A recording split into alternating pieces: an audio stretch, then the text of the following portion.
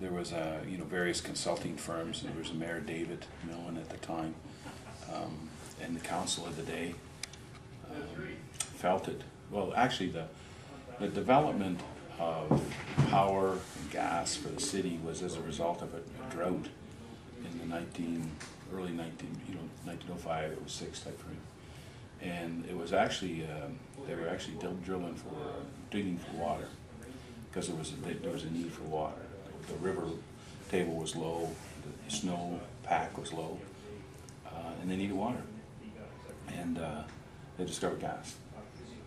So then they immediately understood what they had and started utilizing the gas in power generation and distributing gas and getting a franchise and all that stuff. So that was really the start of the utility. And today it's still natural gas facility.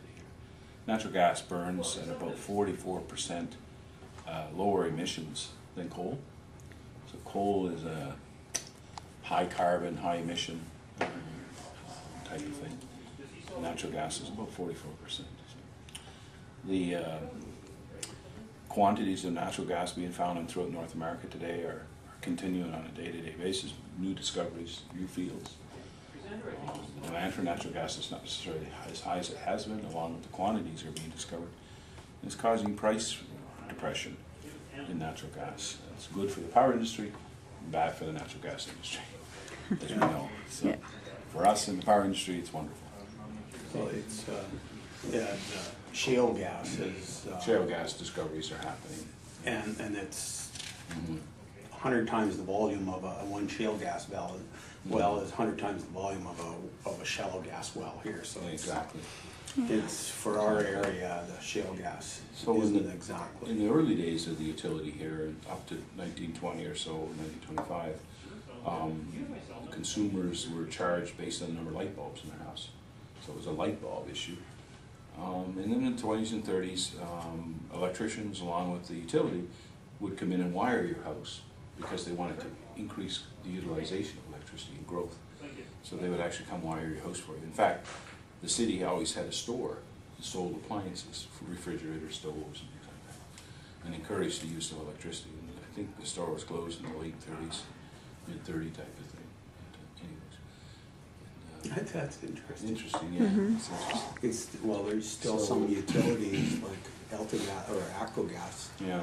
Still sell air conditioners, and furnaces. And so Medicine Hat, interesting feature about Medicine Hat is up to 1951 generated its own power for its own customers. Never was connected to the grid. So it was an island environment. So we experienced in the 50s and late 40s lots of power outages were long, some of them 24 hours long on a regular basis. And then around 1951 or so, the growth was so strong, right after the war years, of course, that they had to connect up to the grid.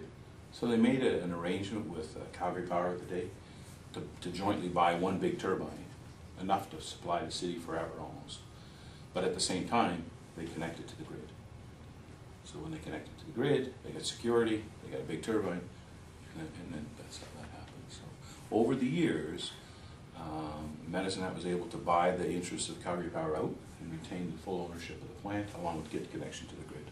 Oh, okay. So through the 60s and through the 70s, equipment was changed, and progress was happening, and then of course newer machines were added in about the 1970 type of frame. Each year, or each time a machine was added, efficiencies increased of the machines, and today efficiencies are very good heat rates, and great opportunity to run the equipment. Right. And a turbine is probably the most, for that large a horsepower to produce that power is the most efficient way of doing it. Natural gas. Yeah, the size of the turbines they are. And emissions and. Yeah, exactly. Yeah, water usage. Water usage. And carbon and NOx usage as well. So,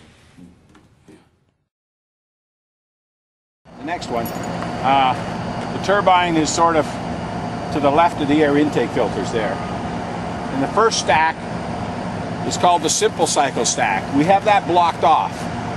If you were going to run just the turbine by itself, you just use that stack.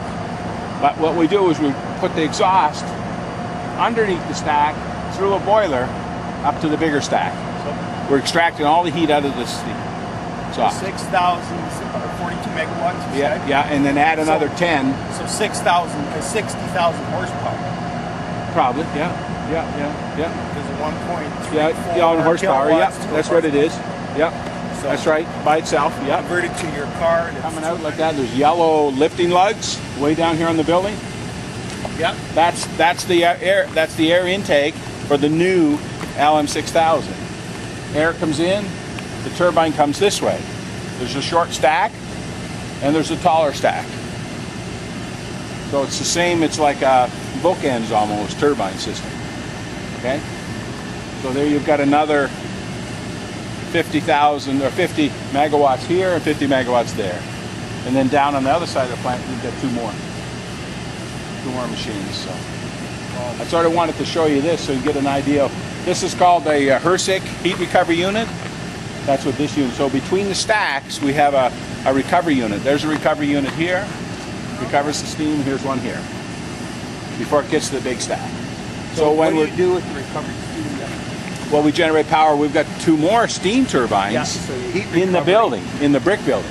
So is that cogen then? Yeah, it's called combined cycle, not cogen. Oh, okay. Cogen technology means I'm going to be growing vegetables, or I'm going to be heating a hospital, or running I an see. oil refinery. That's Okay. cogen.